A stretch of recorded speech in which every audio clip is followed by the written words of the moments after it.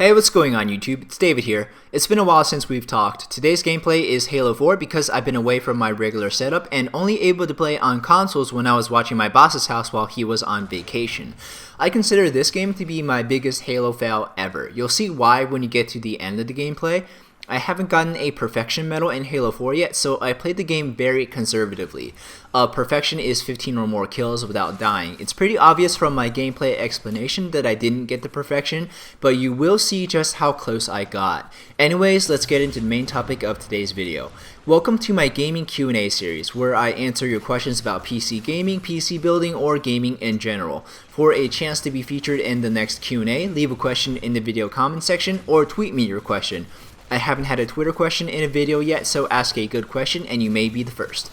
The first question comes from Jose Munoz and he asks, can you build a console spec system cheaper than the console itself? That way I don't have to get the PlayStation 4 or the Xbox One. First, what is a console? By definition, it is a computer, albeit a very bare bones computer. A console's primary purpose is to play games and its hardware will reflect that. The functionality gap between game consoles and conventional computers is narrowing, as Microsoft and Sony want their consoles to be seen as family entertainment hubs and not toys.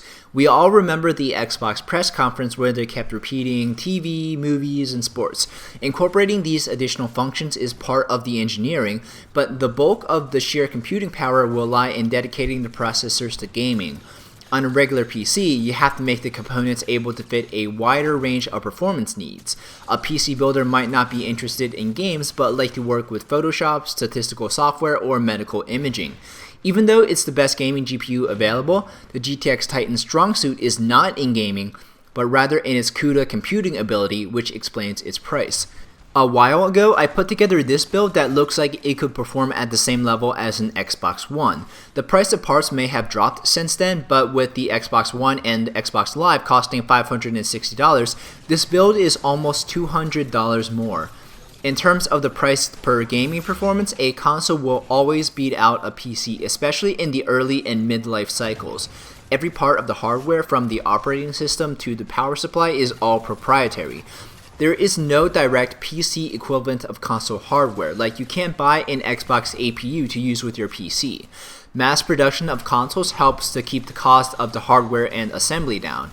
The biggest advantage of console gaming performance is that the developers can design their games to take full advantage of whatever hardware they have. For PCs, developers have to make their games able to run on many generations of Intel and AMD CPUs, NVIDIA or AMD GPUs, and different operating systems. There's even more complications, like do they want to worry about DirectX 9 compatibility or limit the game to DirectX 11? How are they going to go about working on drivers? With a console, you know exactly what your processor can do and how much RAM you have, so you can design your game's coding around the hardware. Especially late in the life cycle, you will see graphics improve on consoles as games are optimized to take full potential of their hardware. On PC though, you need more powerful hardware to run similar console specs because of the lack of optimization. A succinct summary would be to state that a console sacrifices modularity to save cost in order to meet specific needs, and PCs are designed for modularity to meet a wider range of needs. The next question comes from Mubarak Abdullah and he asks, hi David, is it worth waiting for Haswell E such as the i7-4930K, or should I just go with Haswell the i7-4770K for my next HEDT, and how much will it differ? The 4930 you referred to is actually Ivy Bridge E, due out in September of this year. Haswell E won't be out until 2014 and we don't know much about it other than it will use the X99 chipset, socket LGA 2011-3, and have Intel's first octa-core 16-thread CPU. In terms of gaming performance, a mainstream i7 is more than enough to run games well into the future. Some gamers are still using Sandy Bridge and achieving high-end performance. The E version of Intel's desktop CPUs is overkill many times over for strictly gaming. In comparing benchmarks, Sandy Bridge E CPUs like the 3930K only see an improvement in single-digit frames per second over mainstream i7s. Ivy Bridge E will release with 3 SKUs, the 4960X, the 4930K, and the 4820K, the first 2 of which have 6 cores, and the 4820K having 4 cores. The PC builders who will see the most benefit from using these enthusiast CPUs are those who do competitive benchmarking, are using the PC for gaming while streaming and don't want to build a second PC for streaming because streaming is CPU intensive, or those who do a lot of video editing and rendering.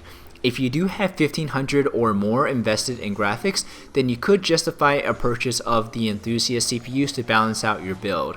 I am planning to do a PC building tutorial where I build a PC step by step, and I want to use the 4930K, so keep an eye out for that video in late September or early October.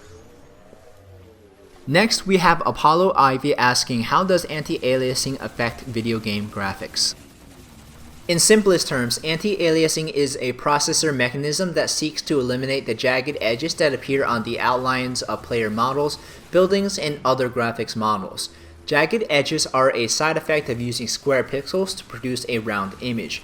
Super sample anti-aliasing and its derivative multi-sample anti-aliasing are currently the most common types, and they seek to round out the edges by rendering the image at a higher resolution and resizing it for your display. This type of anti-aliasing is extremely GPU intensive. FXAA, fast approximate anti-aliasing, is a newer, more efficient type of anti-aliasing that operates at a pixel-specific level. It's easier on the GPU, but it also causes texture edges to have a little bit of a blur to them. So it's pick your poison. Do you want jagged or blurred edges? Personally, anti-aliasing is one of my favorite graphical features. I recently played The Last of Us and it has no anti-aliasing whatsoever. Even though most people say it has the best graphics of any console game, I hope I don't sound like a jerk when I say what I'm about to say next, but having played games at 1080p with anti-aliasing on, playing The Last of Us felt like someone was making incisions into my retinas with a sharp knife. If you play at super high resolutions like 1440p, you don't need as much anti-aliasing because pixel density naturally helps reduce aliasing. Aliasing hurts lower resolutions like 720p a lot more because there are not as many pixels to resolve the image. The last question today comes from Hershey's Bar Magnet, and he asks, I'd like to get into learning about computer parts, programming, everything about computers. Where should I start? Like I said in my last video, PC building is a very accessible skill. There are very active communities all over the place on the internet, like Reddit Build a PC, Tom's Hardware, Overclock.net, and YouTube. Like, I learned a lot of PC building through watching how-to videos on YouTube. I read a lot of articles, I read a lot of reviews. One of my favorite PC building channels is Linus Tech Tips. He does a lot of unboxings and reviews.